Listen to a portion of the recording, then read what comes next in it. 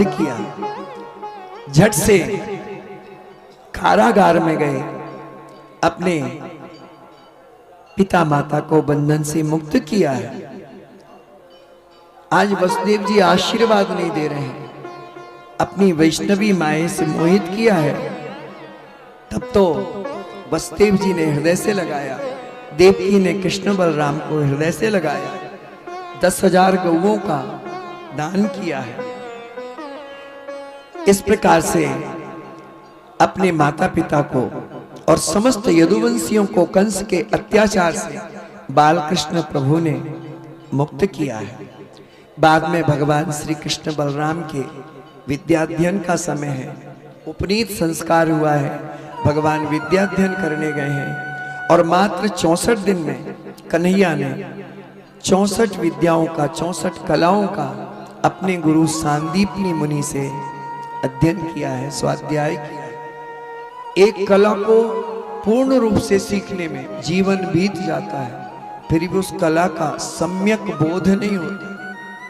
परमात्मा ने मात्र 64 दिनों में 64 कलाओं का ज्ञान प्राप्त किया और गुरु माता को उनका मृत पुत्र उसको जीवित करके दक्षिणा के रूप में दिया है।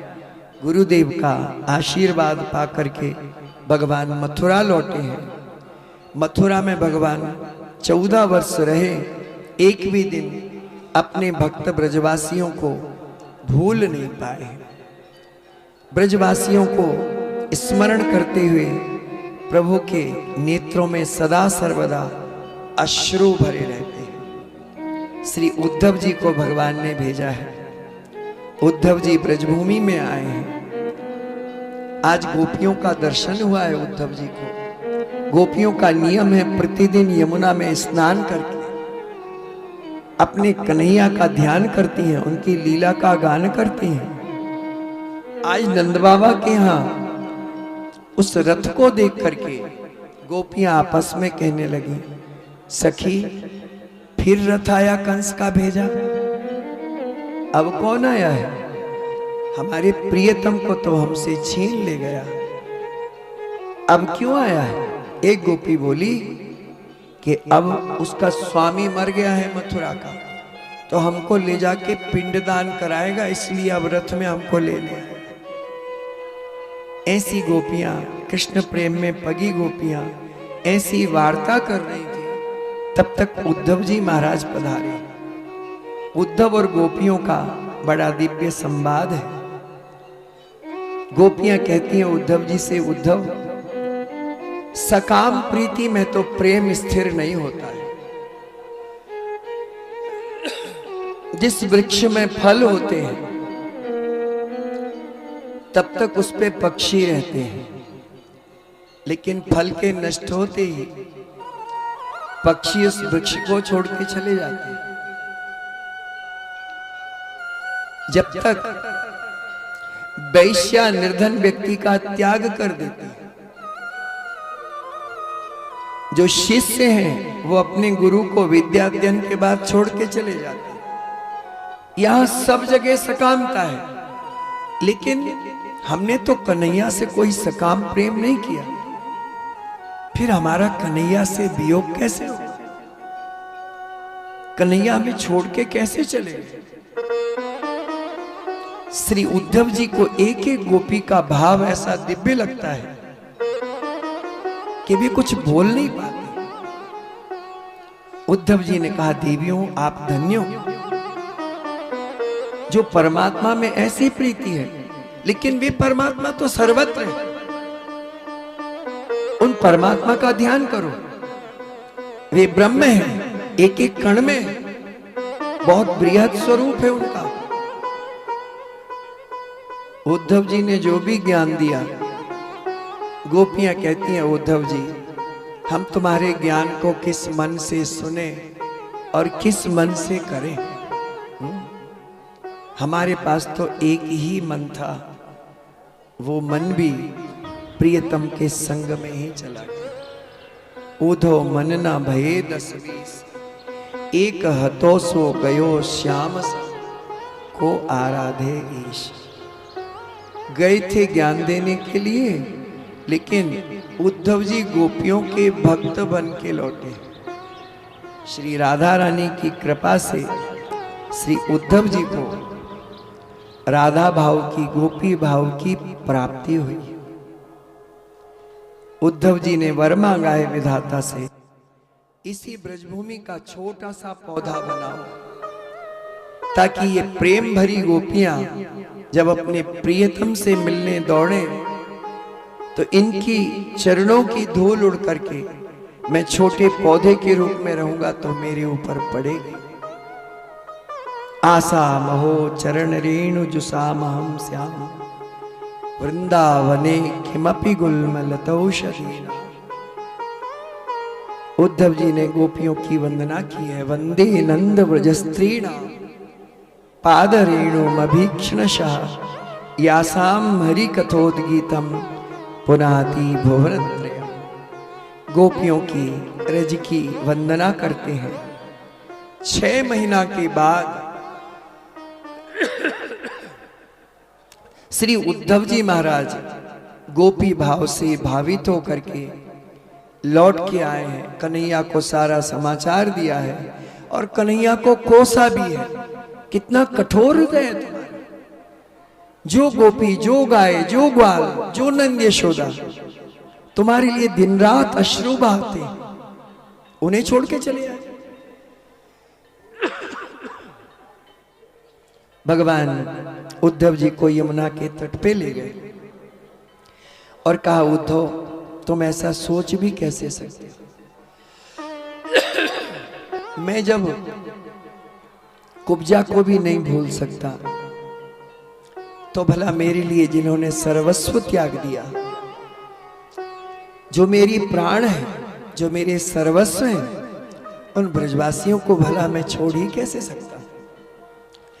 भगवान ने अपने श्रीअंग में कृष्ण गोविंद हे गोपाल नंदलाल। कृष्ण गोविंद गोविंद गोपाल नंदलाल। कृष्ण गोविंद गोविंद हे गोपाल नंदलाल।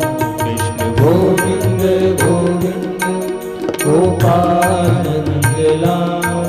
कृष्ण गोविंद गोविंद हे गोपाल नंदलाल। हे गोपाल नंदलाल।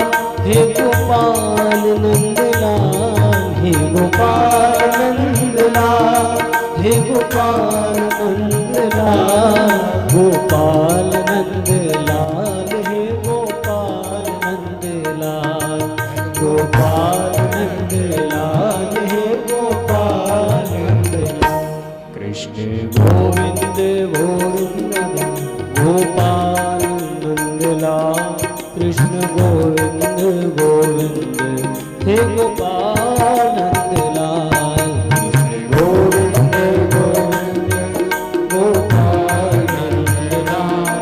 कृष्ण गोविंद गोविंद हे गोपाल नंदलाल। हे गोपाल नंदलाल। हे गोपाल नंदलाल। गोपाल नंदलाल। हे गोपाल नंदलाल। गोपाल नंदलाल। हे गोपाल नंदलाल। गोपाल नंदलाल। हे गोपाल नंदलाल। कृष्ण गोविंद गोविंद गोपाल नंदलाल। कृष्ण गोविंद गोविंद हे गोपाल नंदलाल। कृष्ण गोविंद गोविंद गोपाल नंदलाल। कृष्ण गोविंद गोविंद गोपाल नंदलाल। हे गोपाल नंदलाल। हे गोपाल नंदलाल। गोपाल नंदलाल। हे गोपाल नंदलाल। गोपाल नंदलाल। हे गोपाल नंदलाल। गोपाल नंदलाल। हे गोपाल नंदलाल। गोपाल नंदलाल। हे गोपाल नंदलाल। गोपाल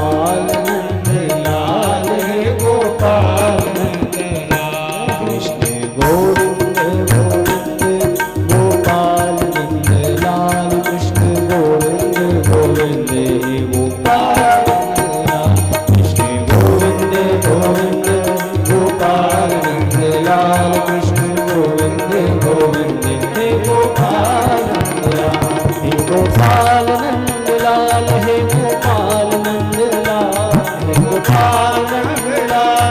गोपाल नंद लाल गोपाल नंद लाल हे गोपाल नंद लाल गोपाल नंद लाल हे गोपाल नंद लाल गोपाल नंद लाल हे गोपाल नंद लाल गोपाल नंद लाल हे गोपाल नंद लाल कृष्ण गोविंद गोविंद गोपाल नंद लाल कृष्ण गोविंद गोविंद गोपाल नंद लाल कृष्ण गोविंद गोविंद गोपाल लाल कृष्ण गोविंद गोविंद गोपाल नंद लाल कृष्ण गोविंद गोविंद गोपाल नंद लाल कृष्ण गोविंद गोविंद गोपाल नंद लाल कृष्ण गोविंद गोविंद गोपाल नंद गोपाल नंद लाल हे गोपाल नंद हे गोपाल नंद लाल हे गोपाल हे गोपाल नंद लाल गोपाल नंद लाल हे गोपाल नंद लाल हे गोपाल नंद लाल हे गोपाल नंद लाल हे गोपाल नंद लाल हे गोपाल नंद हे गोपाल नंद लाल हे गोपाल नंद लाल हे गोपाल नंद लाल हे गोपाल नंद लाल हे गोपाल नंद लाल हे गोपाल नंद लाल कृष्णा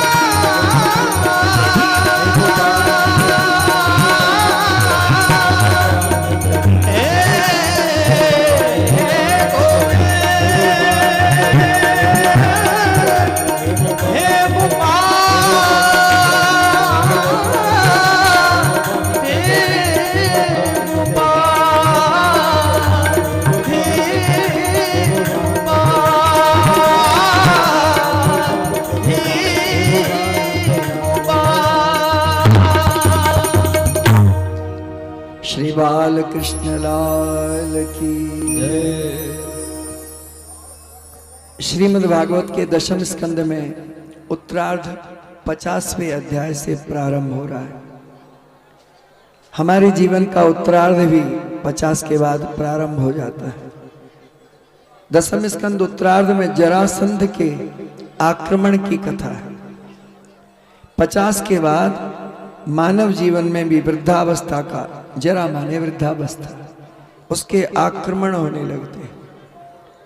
ओटा दूध पी करके, चौनप्राश पा के टक्कर तो खूब लेते हैं, लेकिन फिर भी वृद्धावस्था तो आ ही जाती है। 23 अक्षौणी सेना लेकर के जरासंध ने 17 बार आक्रमण किया और 18वीं बार जब कालियवन को लेके आया जरासंध, तो भगवान को भी मथुरा नगरी को छोड़ करके निकलना पड़ा। भगवान कालियवन को लेकर के वहां पहुंच गए जहां गुफा में मुचकुंद जी सो रहे थे। अपना पीतांबर उड़ा करके भगवान गुफा में प्रविष्ट हो गए। कालियवन ने सोचा इतने दूर दौड़ा के लाए, यहां सो गए। एक चरण से प्रहार किया। वे तो मुचकुंद महाराज थे, उनको देवों ने वर दिया था जो आपकी निद्रा में बाधा करेगा, आपकी दृष्टि से वो भस्म हो जाएगा।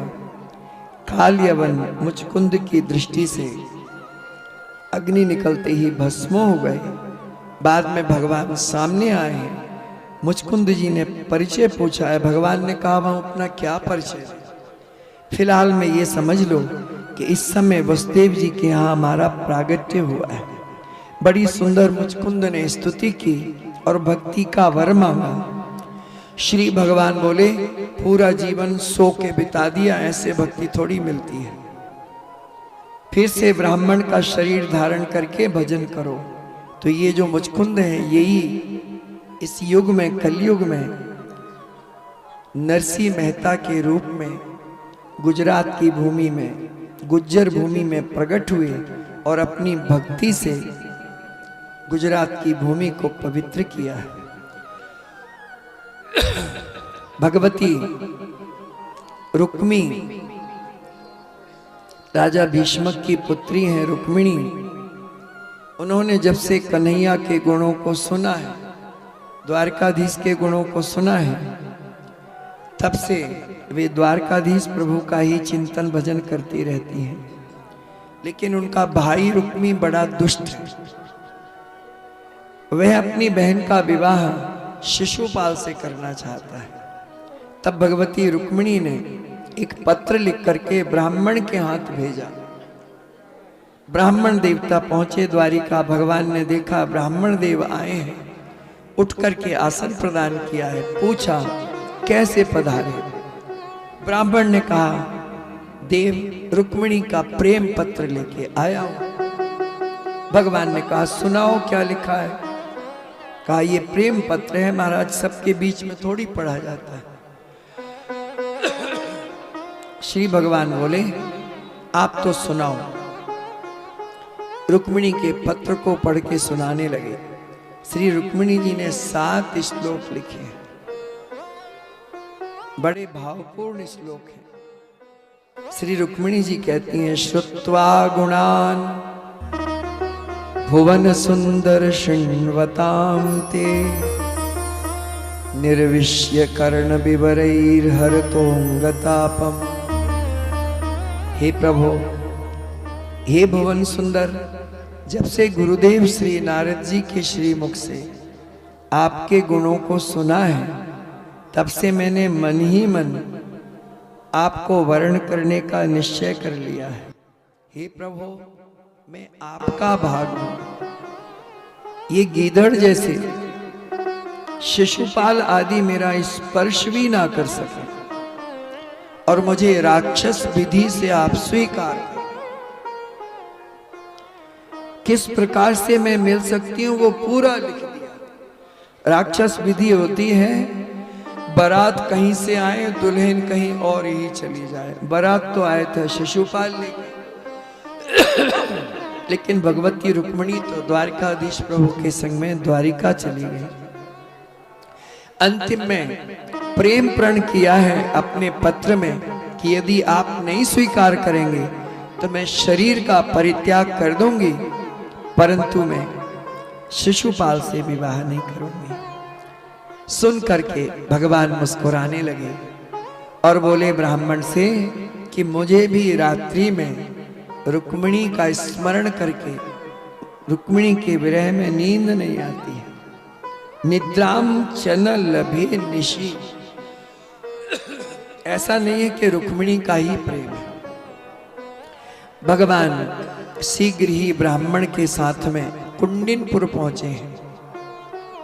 वहां शिशुपाल बारात लेके आ गया था। श्री भीष्मक महाराज अपनी पुत्री के लिए सारे मंगल कृत्य करा रहे थे। इतने में समाचार मिला कि द्वारकाधीश प्रभु महल में बुलाया है, बड़ा स्वागत सत्कार किया है। द्वारकाधीश का दर्शन करके जितनी कुंडनपुर की देवियां थी वे सभी कहने लगी, हे विधाता, हमारा थोड़ा भी पुण्य हो तो उसके प्रभाव से हमारी बेटी रुक्मिणी का विवाह इन्हीं के साथ संपन्न हो। भगवान कुछ देर रुके, फिर भीष्मक महाराज से आज्ञा लेके चलते। भीष्मक महाराज ने कहा जाते जाते, महाराज हमारे महल में आपका आना जाना बराबर बना रहे। भगवान ने कहा चलते चलते कि विधाता ने चाहा तो आना जाना बना ही रहे। ठाकुर जी अपनी नियत जगह पे पहुंच गए।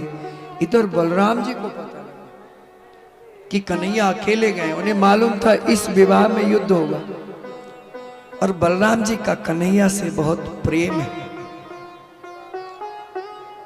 और इसकी बड़ी रहस्यमयी कथाएं भी हैं, लेकिन हम आपको अभी निवेदन नहीं कर पाएंगे। बलराम जी सेना लेकर के आए हैं। इधर भगवती रुक्मिणी सखियों के संग गौरी पूजन के लिए पधारी है। पूजन करके वरदान मांगा है, भूयात् पतिर में भगवान कृष्णस् तदनुमोदता।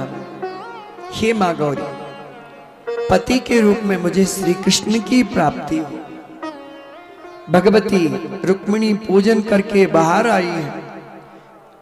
इधर जरासंध ने बता दिया शिशुपाल को कि द्वारकाधीश आए हैं, तो हमें तुम्हारे विवाह में संदेह हो रहा है मित्र।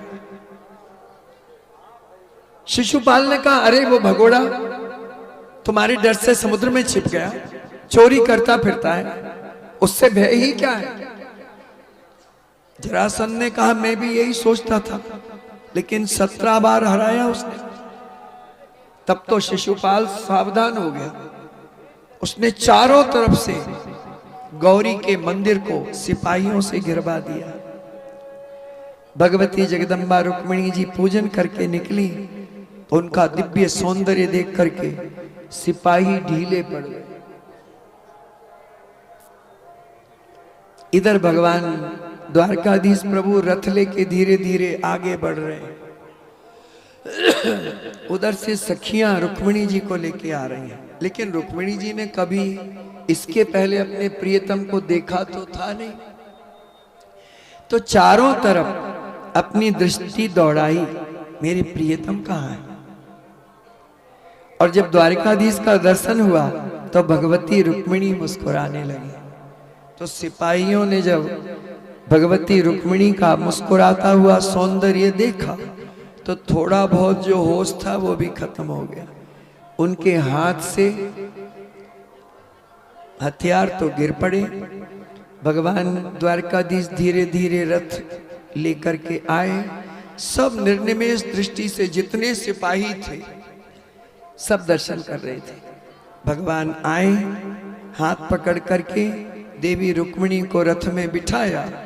तो सिपाही कहने लगे, भाई जीवन में बहुत विवाह देखे, ऐसी जोड़ी आज तक देखी नहीं। इतनी सुंदर जोड़ी, इतनी प्यारी जोड़ी। कोई जोड़ी का दर्शन करे, कोई रथ की महिमा बताए, कोई कहे कि घोड़े भी ऐसे नहीं देखे हमने। सब लगे भगवान के सौंदर्य में, कोई घोड़े में, कोई किसी में। धीरे धीरे भगवान का रथ दूर निकल गया। तब सिपाहियों को होश आया और सखियों से बोले, जल्दी कहो रुक्मिणी को पूजन करके बाहर आए, हम यहाँ उसकी रक्षा में खड़े हुए। सखियां बोली, भांग तो नहीं पी रखी है, रुक्मिणी तो चली गई। कहाँ? बोले द्वारकाधीश के साथ। पूरे ले गए, ले गए, ले गए, ले गए। और हमारे सारे सिपाही पीछा करने दौड़े। तब तक मूसल वारे देवता मिल गए, बलराम जी भिटा गए। ऐसी कुटाई करी कि सेना भागती नजर आई। इधर रुक्मी को जब पता पड़ा, रुक्मिणी का भाई, तो उसने शिशुपाल रो रहा था। यद्यपि जरासंध आदि उसको धैर्य बंधा रहे थे, लेकिन बहुत जोर से रो रहा था। क्यों रो रहा था? बोले हमारी दुल्हन चली गई इसलिए रो रहे। जरासंध ने कहा, तुम कैसे हिजड़ा हो, तुम मर दो, मेरे तरफ देखो। 17 बार हार करके भी हमने कोई हार नहीं मानी। शिशुपाल ने कहा, इतने बेशरम पड़े तो अपन को रोना नहीं चाहिए बेकार। शिशुपाल शांत हुआ। इतने में रुक्मी आया। रुक्मी ने कहा, तुम चिंता मत करो, मैं अपनी बहन को छीन के लाके तुम्हें अवश्य दूंगा।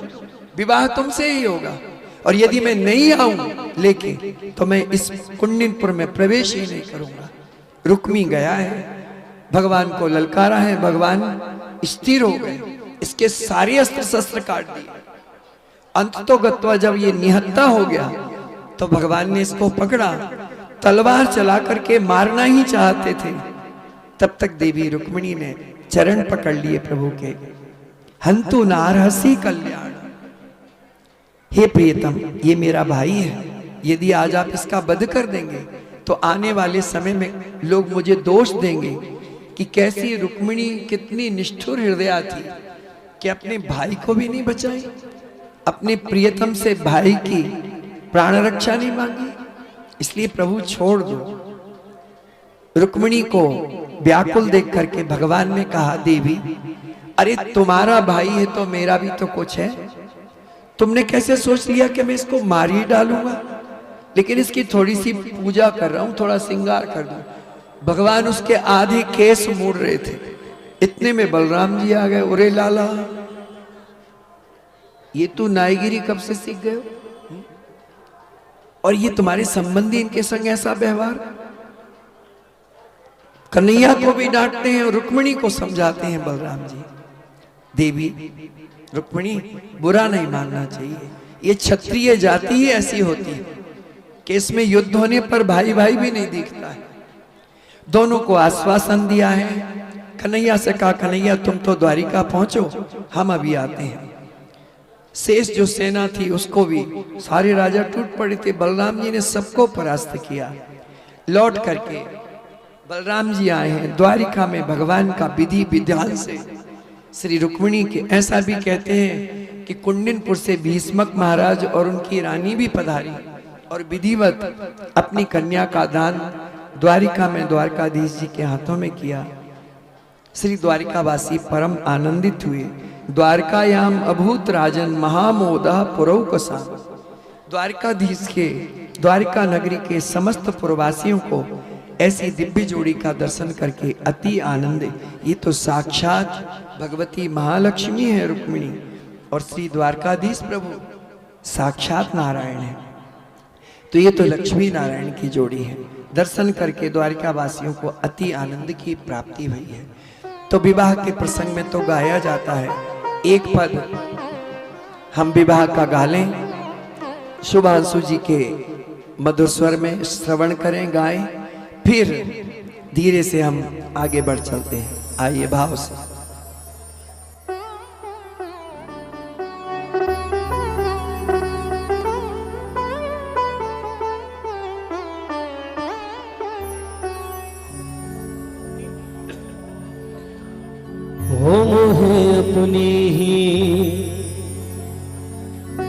हम है अपनी ही दुल्हन बना ले,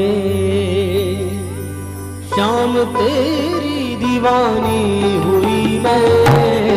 मोहे अपनी ही दुल्हन बना ले, शाम तेरी दीवानी हुई मैं। मोहे अपनी ही दुल्हन बना ले, शाम तेरी दीवानी हुई मैं। मोहे सुने ये दुल्हन बना ले, शाम तेरी दीवानी हुई मैं। मोहे सुने ये दुल्हन बना ले, शाम तेरी दीवानी हुई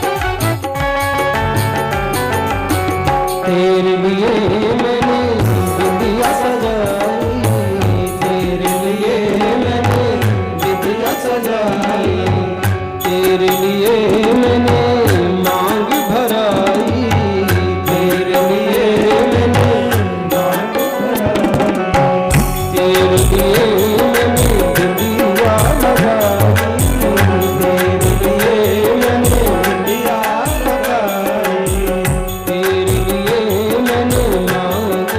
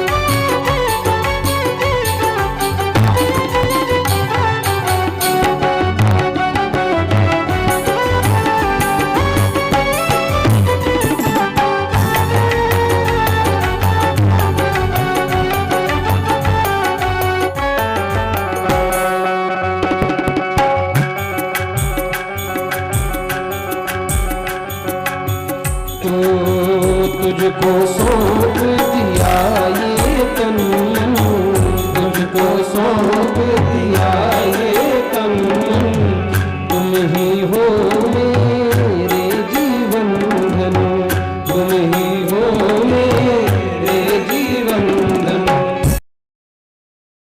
रसिया की छलिया की सजना की सैया की, रसिया की छलिया की सजना की सैया की, ये रसिया की छलिया की सजना की सैया की, रसिया की छलिया की सजना की सैया की। मैं तो बांके की, हाँ मैं तो बांके की, हाँ मैं तो बांके की बांकी बन गई, बांका बन गया मेरा रे मेरा रे मेरा, बांके की बांकी बन गई, बांका बन गया मेरा, ओ मेरा रे मेरा, बांके की बांकी बन गई, बांका बन गया मेरा।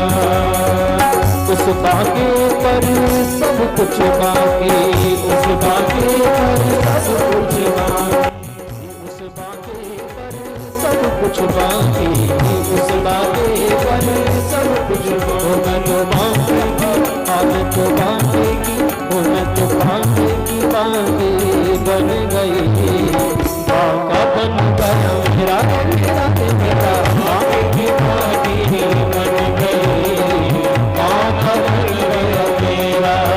मैं तो बांके की बांकी बन गई, वो बांका बन गया मेरा।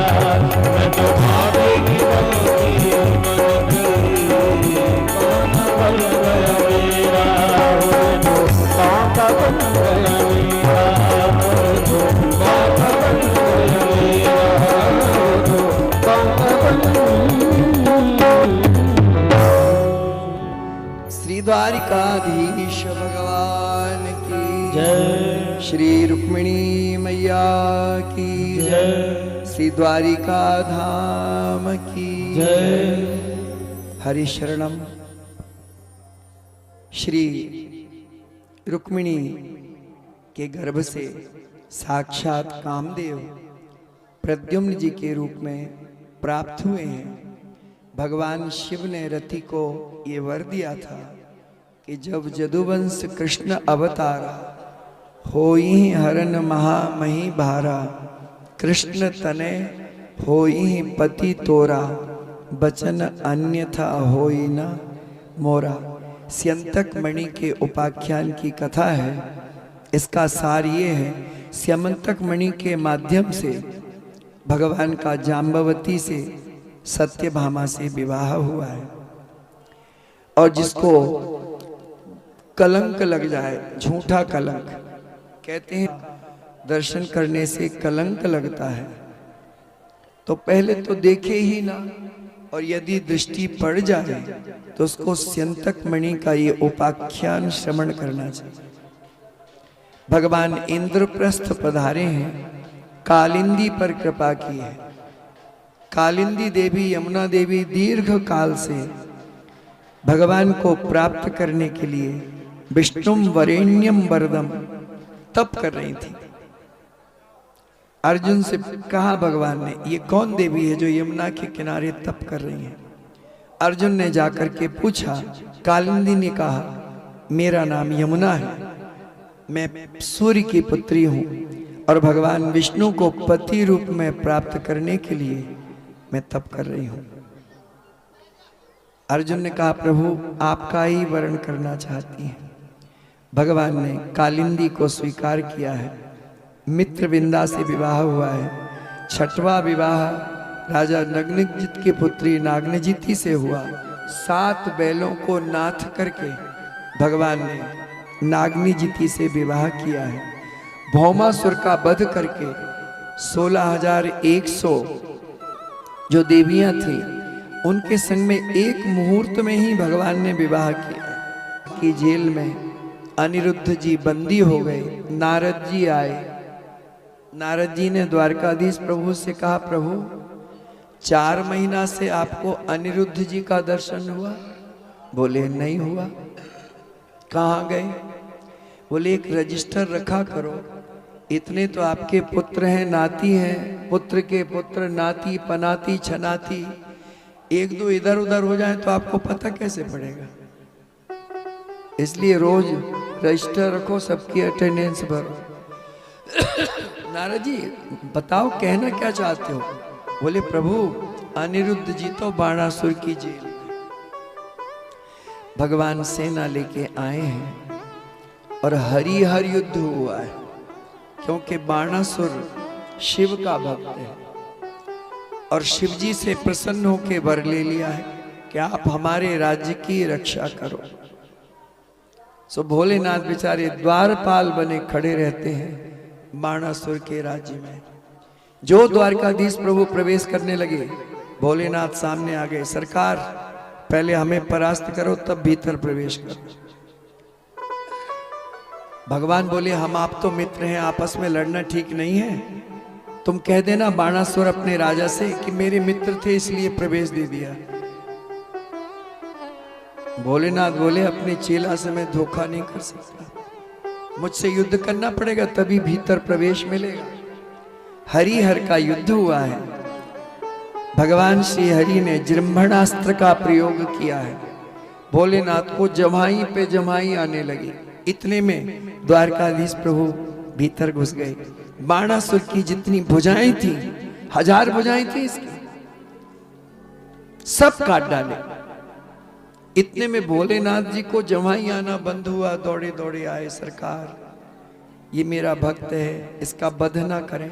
भगवान ने कहा हम नहीं मार रहे, हमने प्रहलाद को वरदान दिया है कि तुम्हारे कुल में जो होंगे उनका हम वध नहीं करेंगे, लेकिन इसको भुजाओं का बहुत अहंकार था, ये आपसे युद्ध करने को तैयार हो गया था, इसलिए इसकी भुजाओं को जो अहंकार भरी थी उनको काटा है। अब इसकी भी 4 भुजाएं, मेरी भी 4 भुजाएं। ऐसा ये हरिहर के युद्ध वाला ये दिव्य अध्याय है जिसमें कृष्ण की विजय हुई है। इसको जो प्रातः सायंकाल स्मरण करते हैं उनकी कभी पराजय नहीं होती। तो जिसको कभी हारना ना हो, हम हमेशा जीते, तो इस अध्याय का पाठ और इसकी कथा का श्रवण करना चाहिए। राजा नृग के उद्धार की कथा है। राजा नृग ने इतनी गायें दान करी थी, स्वयं कहते हैं राजा नृग, प्रभु आकाश के तारे कोई गिन लेगा, पृथ्वी के रजकण गिन लेगा, लेकिन मैंने कितनी गायों का दान किया है इसको कोई नहीं गिन सकता। अरे फिर गिरगिट क्यों बनना पड़ा तुमको? कहा प्रभु एक गाय मैंने ब्राह्मण को दान करी, वो गाय मेरी गायों में आके मिल गई, वो मैंने गाय दूसरे ब्राह्मण को दे दी। उन ब्राह्मणों में आपस में झगड़ा हुआ, निर्णय कराने हमारे पास आए, मैं कुछ बोल नहीं पाया, ब्राह्मण ने शाप दे दिया, गिरगिट जैसी गर्दन हिलाते हो, बोलते नहीं हो, जाओ गिरगिट। सो प्रभु गिरगिट बनना पड़ा। इतना करने के बाद भी गिरगिट बनना पड़ा। इसलिए भैया ब्राह्मणों के धन से तो भगवान ही बचाए, भूल करके भी छू मत ले, नहीं तो लिखा है 60,000 वर्ष तक जो ब्राह्मण की वृत्ति का हरण करते हैं या ब्राह्मण के धन से अपने शरीर को पुष्ट करते हैं, 60,000 वर्ष तक नाली के कीड़ा बनना पड़ता। 60 वर्ष सहस्राणी विष्टायाम जायते कृमि। इसलिए पर धनाव विष ते विष भारी। पौंड्रक था ये, बढ़िया भगवान बनता था। महाराज जी मिर्जापुर का राजा था। भगवान के समय में भी भगवान बनने वाले लोग थे, आजकल हो तो क्या, आज भी बहुत से भगवान घूम रहे हैं। एक भगवान का तो बड़ा भारी पोस्टर लगा है इधर ही, ये मुक्ति मार्ग में, वो सबको भगवान बनाता है। मालूम वो क्या कहता है? वो कहता है कण कण में भगवान, ये है महान अज्ञान। उसके स्टेटमेंट लिखे हैं भाई, उसको पढ़िए जाकर।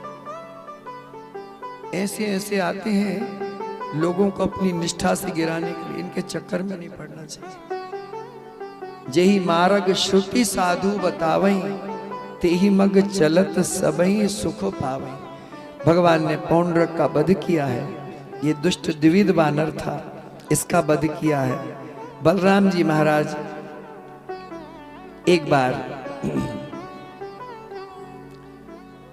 ब्रजमंडल में गए हैं, ब्रजवासियों ने बड़ा अनुराग किया है।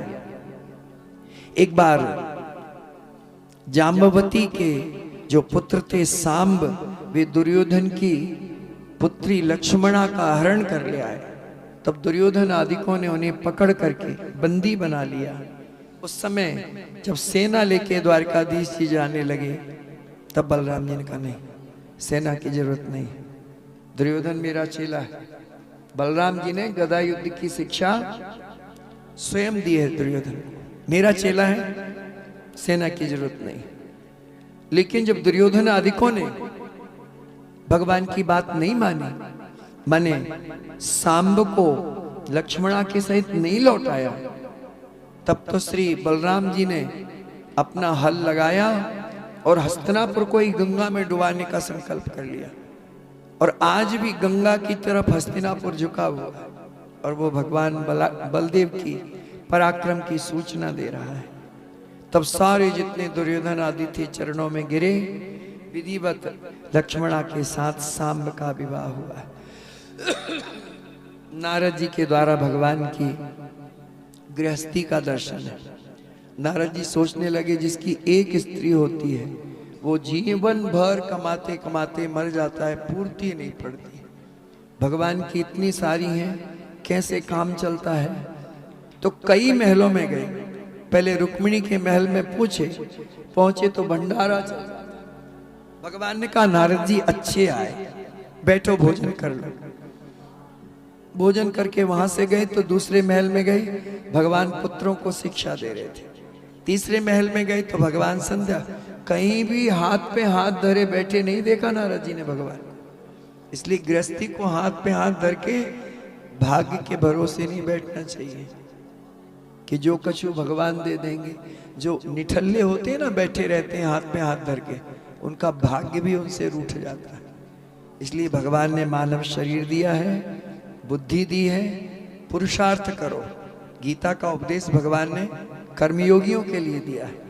इसलिए भगवान भी कर्मयोगी रहे, चाहे वे राम हो चाहे कृष्ण। हमको भी कर्मयोगी बनना चाहिए, निठल्ले नहीं बैठना चाहिए। एक तो बड़ा विचित्र महल था जिसमें प्रवेश करने लगे नारद जी तो देखा कि उस महल के द्वार पे स्त्री पहरा दे रही थी।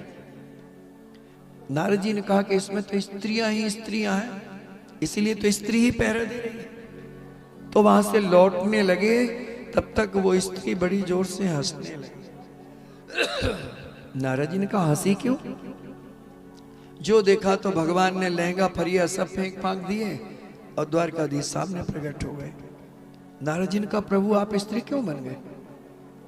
हम तो सोच रहे थे स्त्री पहरा दे रही इसलिए इसमें स्त्री स्त्री होंगी, इसलिए हम घुसे नहीं। भगवान ने कहा नारद जी तुम तो ठहरे बैरागी, अब मेरी इतनी सारी स्त्रियां हैं, किस स्त्री का मेरे प्रति, किस रानी का कैसा भाव है, ये जानने के लिए मुझे स्त्री के वेश में ही तो घूमना पड़ेगा। कौन क्या कह रही है मेरे से, कैसी भावना है। नारद जी ने कहा धन्य हो प्रभु, आपकी बड़ी विचित्र लीला है। भगवान ने नारद जी को हृदय से लगाया और कहा पुत्र मैं धर्म का वक्ता भी हूं और कर्ता भी और अनुमोदन करने वाला भी हूं। मैं लोक शिक्षा के लिए ये सब करता हूं और गृहस्थियों को ये समझाना चाहता हूं कि कोई भी सदगृहस्थ कभी भी हाथ में हाथ धर के ना बैठा रहे।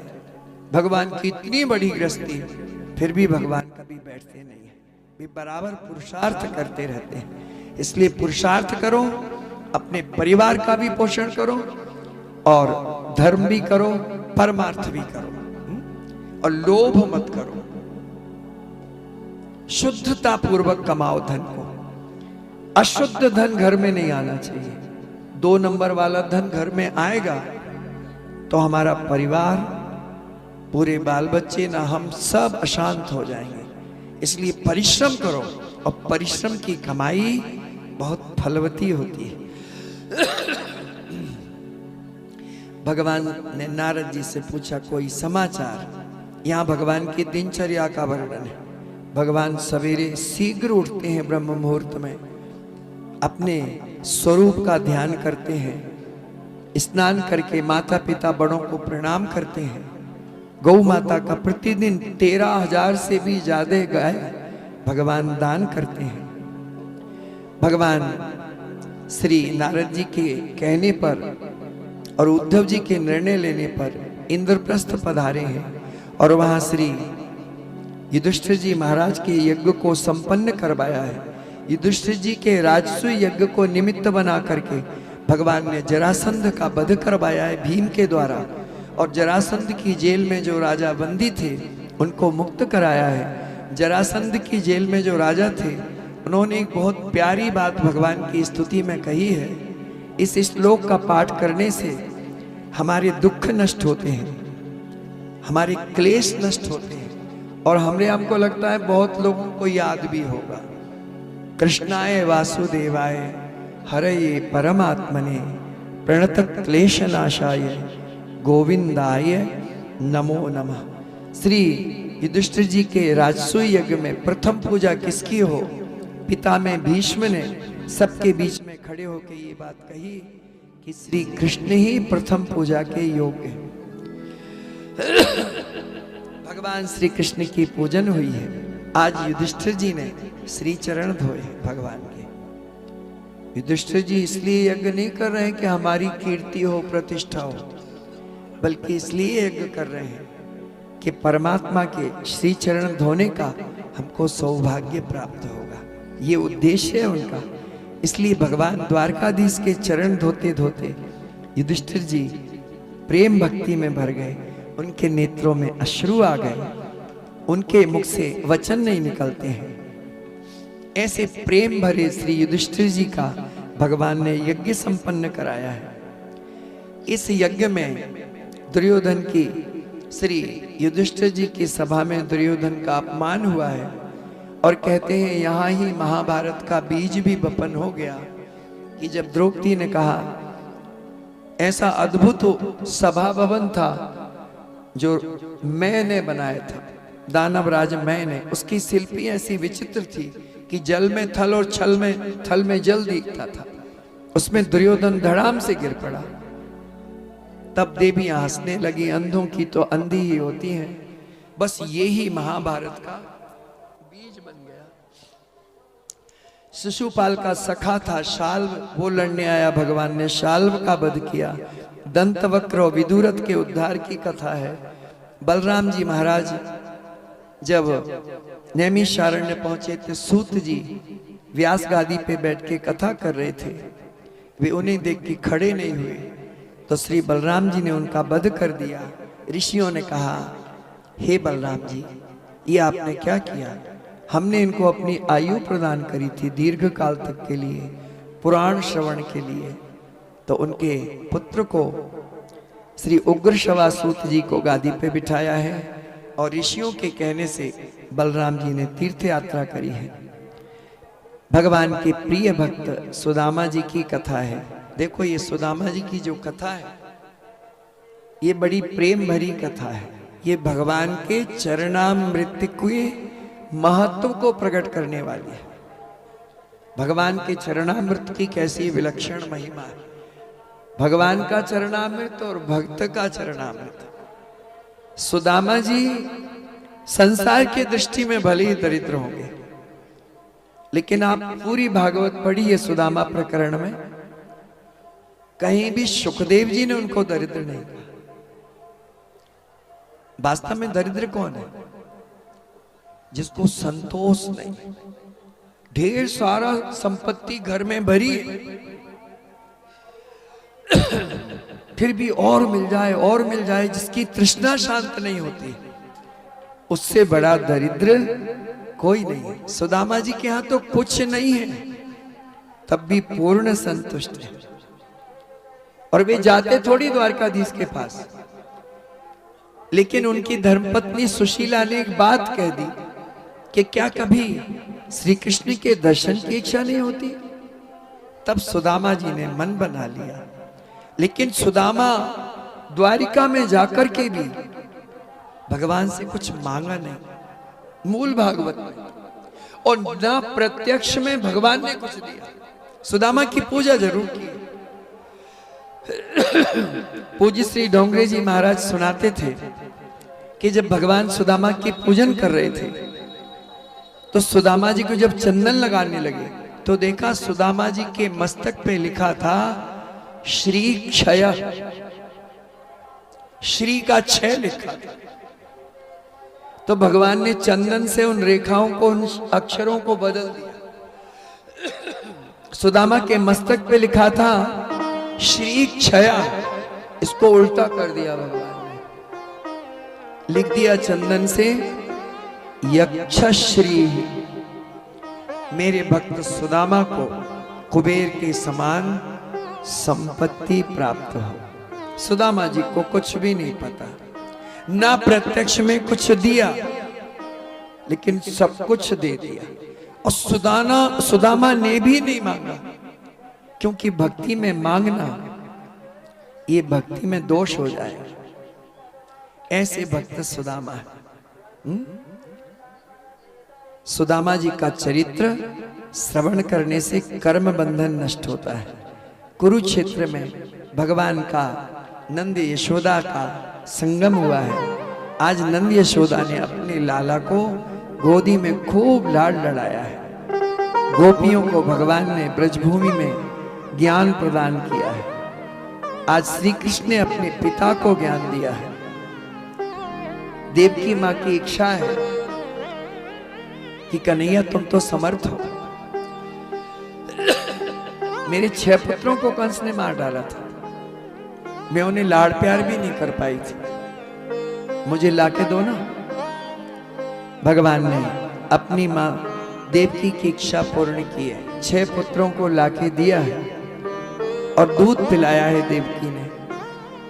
वो दुग्ध पान कराया जो कन्हैया का जूठा दूध था, इसलिए उन 6 पुत्रों की मुक्ति हो गई। अब देखो देवकी और यशोदा की मांग में कितना अंतर। देवकी ने इच्छा भी की तो मृत पुत्रों को लाने की, और यशोदा से पूछा मां आपकी कोई इच्छा? तो नंद यशोदा ने तो यही कहा, बस कन्हैया तू जहां रहे सुखी रहे, और हम तुझे अपनी गोदी में ऐसे ही बिठाल के लाड़ लड़ाते रहे। हमें जीवन में किसी भी जन्म में जन्म जन्मांतर तो तुम्हारी सुख के लिए ही जीते। ये नंद यशोदा की भक्ति।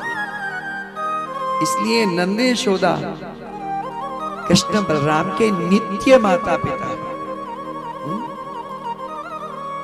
श्रुतियों द्वारा भगवान का स्तवन है, जिसमें श्रुतियों ने ये बात कही है कि जिसको पाप ताप से मुक्ति लेना चाहिए। भस्मासुर की कथा तो आप सबको मालूम है। इसने बड़ी तपस्या की, भगवान शिव प्रसन्न हुए।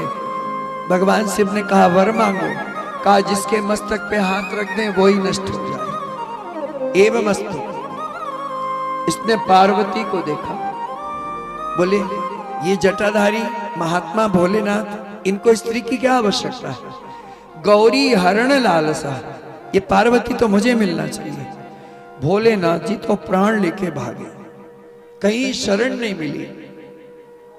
एक गुफा में छिपे, इतने में बीच में ही भगवान द्वारकाधीश प्रभु पधारे सुंदर रूप बना करके, और शकुनी नंदन से पूछा कहां भागे चले जा रहे हो? शकुनी का पुत्र था भस्मासुर। अरे बोले यहां मेरा शत्रु भोलेनाथ जी इधर निकल गए। अरे बोले किसके चक्कर में पड़ गए? कहा उनने वरदान दिया जिसके सिर पे हाथ रखेंगे भस्म हो जाएगा। बोले तुम भी कहां चक्कर में पड़ जाते हो? भूत प्रेतों के संग में रहने वाला, चिता की भस्म का लेप करने वाला शरीर है, उसकी वाणी कभी सत्य होती है? और यदि सत्य है तो तुम थोड़ा प्रयास करके देखो। भस्मासुर बोला हमें ही नष्ट करना चाहते? बोले नहीं, थोड़ी परीक्षा तो करो। भगवान ने कहा ऐसे तो मानेगा नहीं। तो भगवान ने कहा कि हमारे संग में थोड़ा नृत्य करो। भगवान ने इतना मोहक नृत्य किया कि ये भी उनके संग में झूमने लगा। तो भगवान ने नाचते नाचते अपना सिर अपने हाथ पे रख लिया, इसने भी अपना सिर अपने हाथ में रख लिया, और दुष्ट भस्मासुर स्वयं ही जल करके अपने कुकृत्य के कारण नष्ट हो गया। भगवान भोलेनाथ सामने आए, भगवान मुस्कुरा रहे थे। भगवान ने कहा भोलेनाथ से थोड़ा सोच समझ के वरदान दिया करो। जो आए बस आपको तो एवं मस्तु कहने में कितनी देर लगती है? भोलेनाथ जी को आश्वासन दिया है